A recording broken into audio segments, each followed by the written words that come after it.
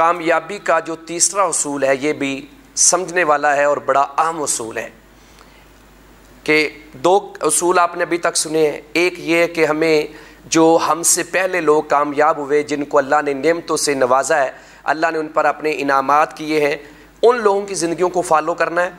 और सेकंडली हमने कोशिश करनी है, एफर्ट करनी है। थर्ड, ये जो उसूल मैं अभी आपके सामने रखने लगा हूँ, ये उसूल भी बड़ा अहम है।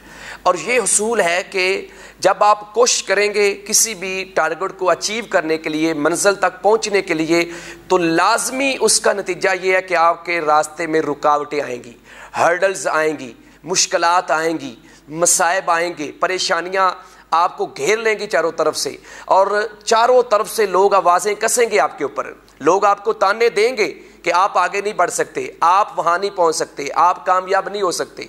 आपको लोगों की बातें भी सुननी पड़ती हैं, आपको मुश्किलात का सामना भी करना पड़ता है, ये सारी चीज़ें। लेकिन ये तब आप सुनेंगे लोगों की बातें, तब आप ये बाउंड्रीज और ये हर्डल्स क्रॉस करेंगे जब आपके अंदर सब्र होगा। सब्र, तो सब्र एक बहुत बड़ा उसूल है, कुरान ने जो बयान किया है कामयाबी के लिए।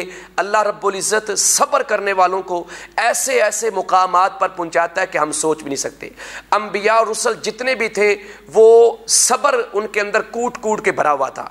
हमारे नबी अलैहिस्सलाम के सब्र की मिसालें आज भी लोग बयान करते हैं और हम खुद बयान करते हैं। लिहाजा सब्र, इसके बदले में अल्लाह ताला ने कुरान में सूरा सजदा के अंदर आयत नंबर 24 में अल्लाह ने फरमाया कि वजअलना मिनहुम अइम्मतन यहदूना बिअम्रिना लम्मा सबरू।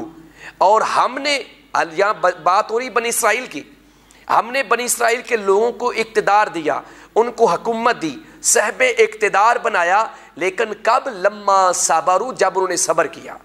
गोया के सब्र की भट्टी में इंसान को जलना पड़ता है और उस भट्टी के अंदर से जो इंसान निकल जाता है वही कामयाब होता है। मैं इसके लिए एक मिसाल अपने लिसनर्स को, और ख़ास कर मेरे जो नौजवान लिसनर्स हैं, ऑडियंस हैं, स्टूडेंट्स हैं हमारे, मैं उनको ये पैगाम देना चाहता हूँ कि आप ये जो मिट्टी के बर्तन हैं इसको देखें। अगर आपने सब्र सीखना है, हमें तो थोड़ी सी मुश्किल आती है, हम घबरा जाते हैं, परेशान हो जाते हैं। और हमारा रास्ता जो है वो सीधा होना चाहिए, हमारा टारगेट जो है वो ऐसा होना चाहिए जो कुरान और सुन्नत के खिलाफ ना हो।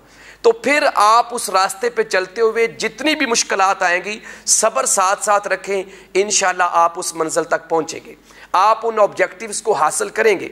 तो मैं मिसाल देता हूं कि मिट्टी के बर्तन को देख लें, घड़े को देख लें कि घड़ा बेचारा किस कदर सब्र करता है कि ये इसको बनाने वाला, जो घड़ा बनाने वाला जो इसका मेकर होता है, आम देहातों में कुम्हार इस तरह के बर्तन बनाते हैं, वो इसको मिट्टी लाता है, फिर उसको वो बारीक करता है, कूट कूट के, मार मार के डंडों के साथ, फिर वो इसको पानी डाल के इसको आटे की तरह गूंदा जाता है, फिर मारें खानी पड़ती हैं, फिर वो चकले के ऊपर बैठ के इसकी शक्ल बनाता है, जहाँ से ये टेढ़ा मेढ़ा होता है इसको मारें भी खानी पड़ती हैं।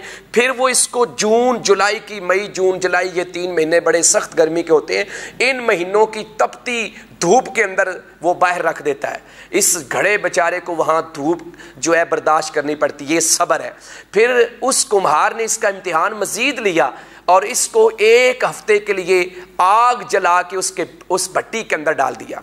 तो आग की भट्टी में 8 दिन या 10 दिन ये घड़ा पड़ा रहता है, और फिर वो आग बर्दाश्त करके जब ये बाहर आता है तो इसी घड़े को वही कुम्हार बड़े प्यार से, मोहब्बत से उठाता है और इसको डिस्प्ले करता है अपने उस कमरे के अंदर, अपनी उस दुकान के अंदर जहाँ वो बर्तन सेल करता है। और वही घड़ा जब हमारे घरों में आके जीनत बनता है तो फिर हमारी माएँ, बहनें, बेटियाँ, भाई, बेटे कैसे इस घड़े की इज्जत करते हैं कि इसको बड़े प्यार से इससे पानी लेते हैं कि कहीं घड़ा टूट ना जाए।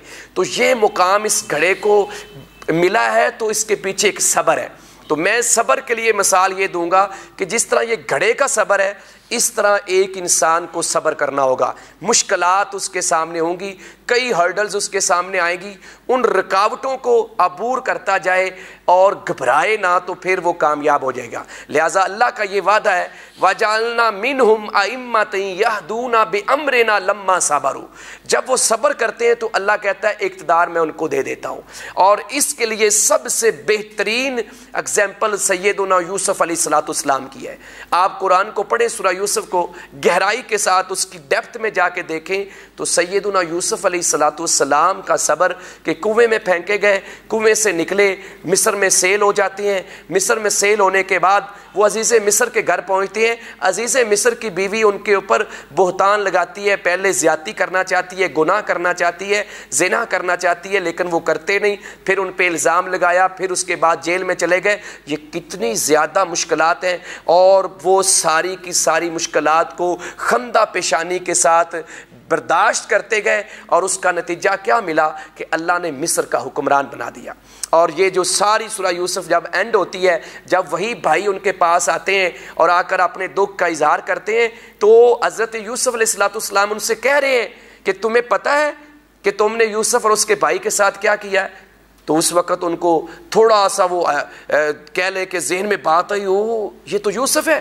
कहने लगे कि आइन्ना का लन तो यूसुफ, आइन्ना का लानता यूसुफ, क्या तू यूसुफ है? तो उन्होंने कहा हाँ मैं यूसुफ हूँ।